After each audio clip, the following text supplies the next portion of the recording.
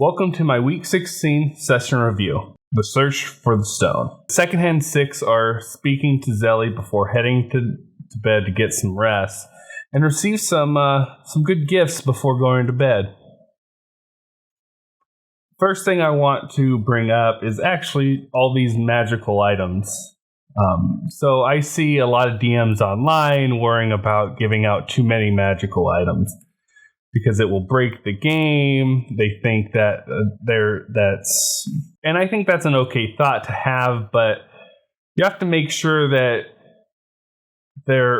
you're not too scared, because if you give everyone a lot of okay items, then they're sitting there pulling their hair out trying to figure out what items to be attuned to for the next fight or for the next day or for the next session, right? And if you do it in a way where one isn't so overpowered where it takes an attunement slot their entire time, I think that's a good thing to have, is them circulating magical items in and out of their attunement slots.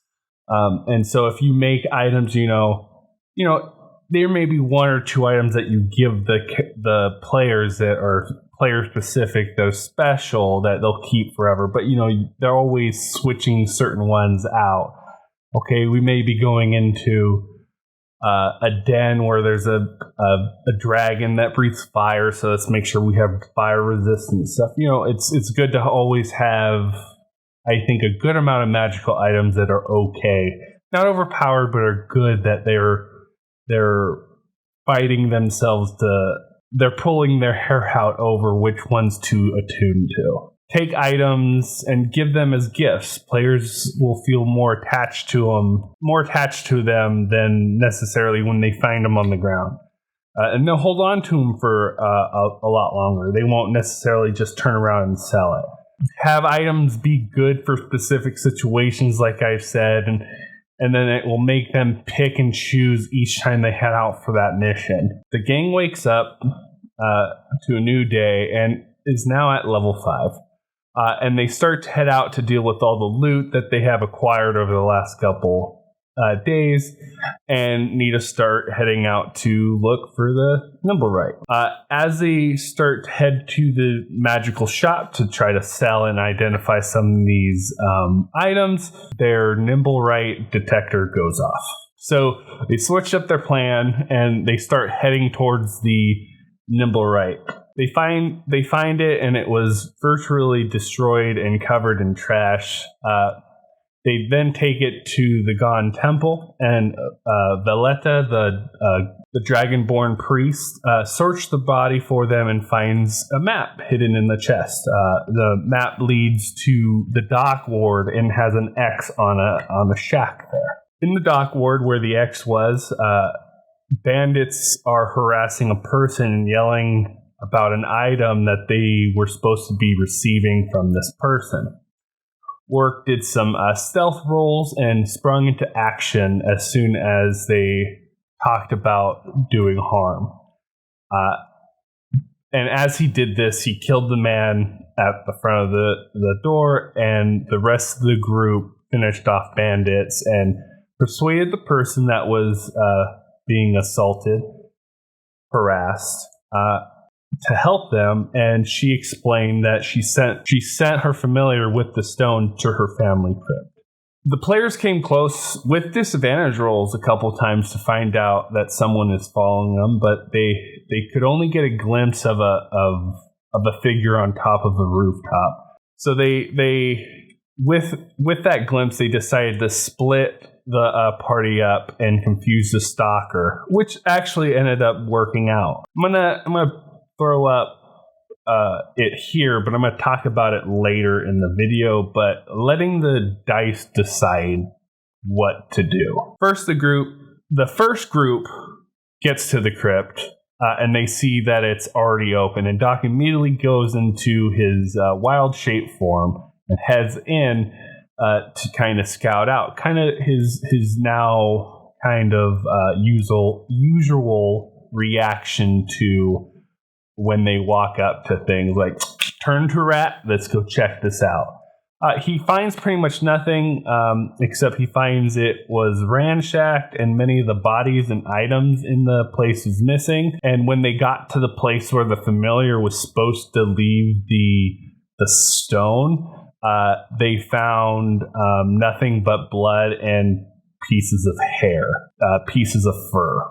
And while heading back to the group to inform them what he found, he sees a steel key and picks it up. The second group finds the crypt and heads inside, totally forgetting about the possibility of someone following them. I then rolled a die. So let's talk about letting dice decide. So these goofy little pieces of plastic that help us play this stupid game and help us tell a story and shape the narrative of the games we play here, even ones like the DM is trolling us with all these items and we can't get them appraised narratives, right? Like, even those, which aren't mine, it's the rolls. But when you let the rolls decide things happen in games that you could never have thought of, or you could possibly never have decided on your own, right? Take this whole sequence of events. They have the following since they found the Nimblerite and never knew it. They could have found the Nimblerite in 1 in 4 places. I rolled a die. It said it was going to be in the trade reward. I asked them a simple question: what are you guys doing with this? They had to with the Nimblerite detector, and they had it out. So bam, you found it. Then I rolled another dice to see who the stalker would follow. And then I rolled a dice to decide when the players will figure out when a stalker would be noticed through the fog.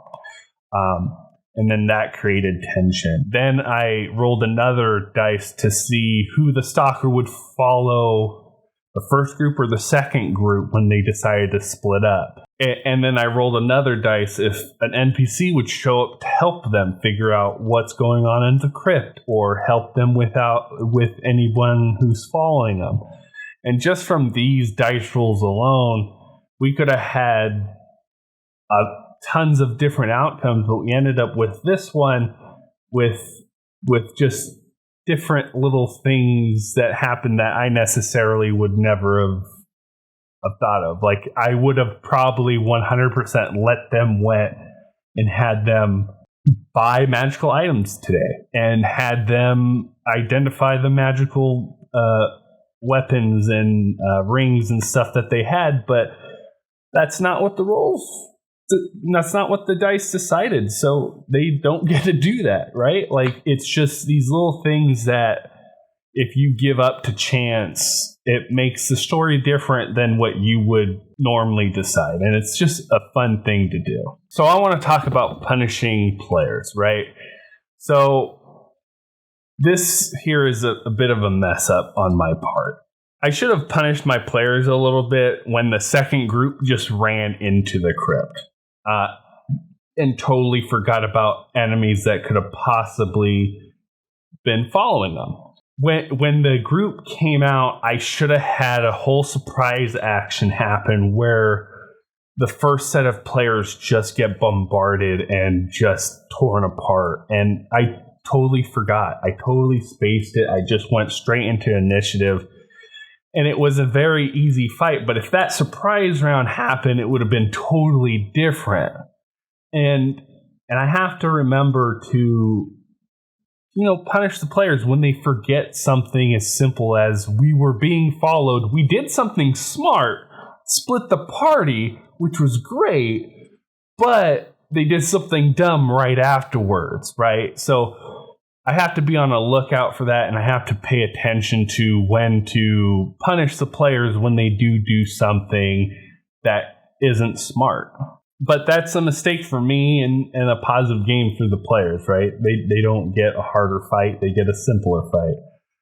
So, talking about that, they get ambushed, not really ambushed, but they fight some Duergards and find out through some great roleplay moments through Vengeance the Ghost Dwarf and a Druidguard, that they were actually part of the Xanathar Guild, and they were looking for the Stone of Galore. So the group knows that Xanathar's guild doesn't have the Stone of Galore, but they're looking for it. Now, with no stone and a steel key in hand, they need to figure out what to do next week. And that's it for now. So please let me know if you liked it down in the comments section below. Hit the like button, subscribe, and share it with your friends. And like always, have a beautiful day.